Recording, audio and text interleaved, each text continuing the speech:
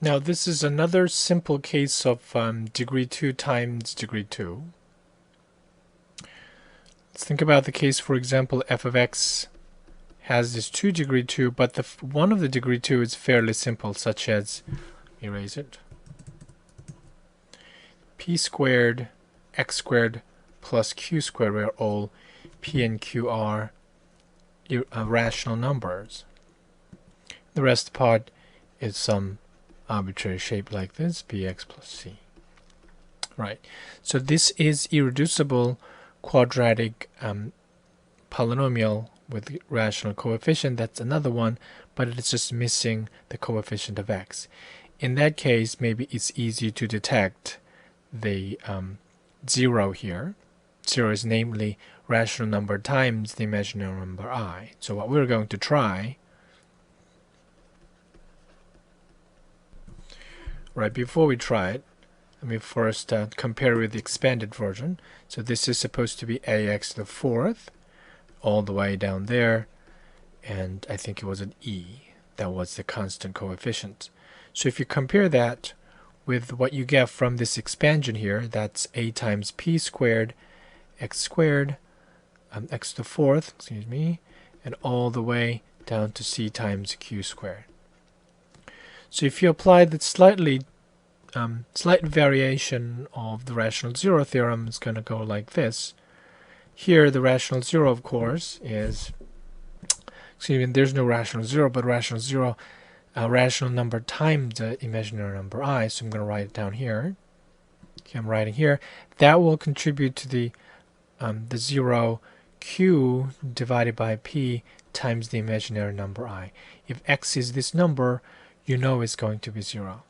So we're going to try this 0 and plug it in here, the given polynomial in this form, and if this turns out to be 0, then you know it's in this form of p squared times x squared plus q squared. So all you have to think about is where p and q are coming from.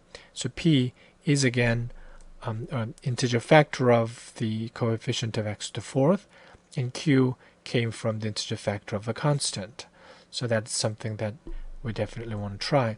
Even we can try when you factor this one, if there's no square part in it, you don't even have to try that factor.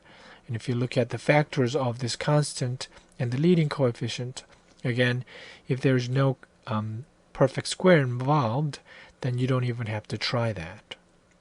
But 1 squared is definitely something you can try. For example, if you see 6 here, then you know it does not have a perfect square factor except that 1 squared. So it's pretty a small limitation. So let's write that down here. So here what we're going to try is this q divided by p times the imaginary number I, where p squared and q squared are square factors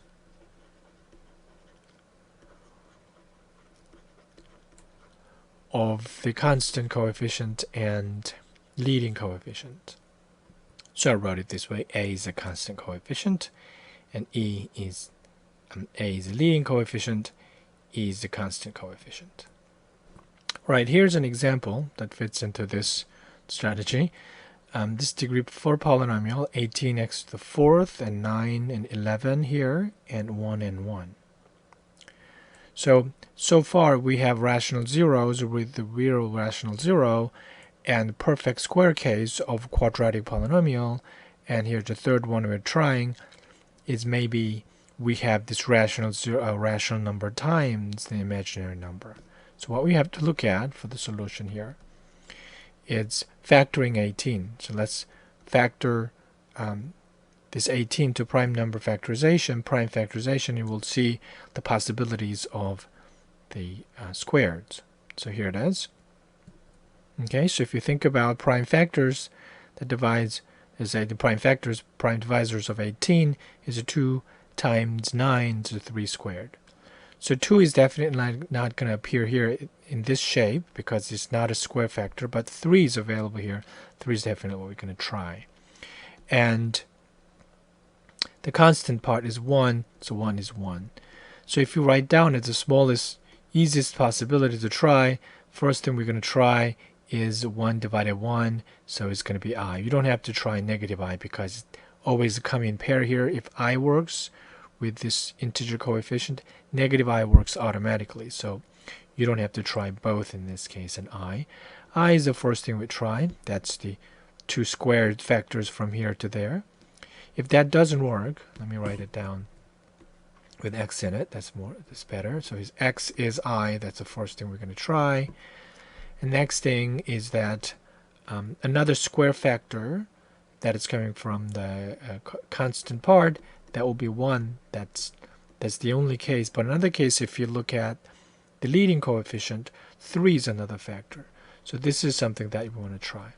So if you actually try, x equals 1/3 times I works. And that turns out to be the only thing that works among these two.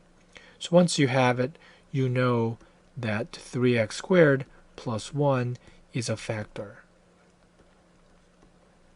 So once we know this is a factor, you can use a long division to get the other factor, which is a quadratic, and for that we have an easy factorization method. We have a factorization method for that quadratic part. So that's the next simple case of a quadratic times quadratic.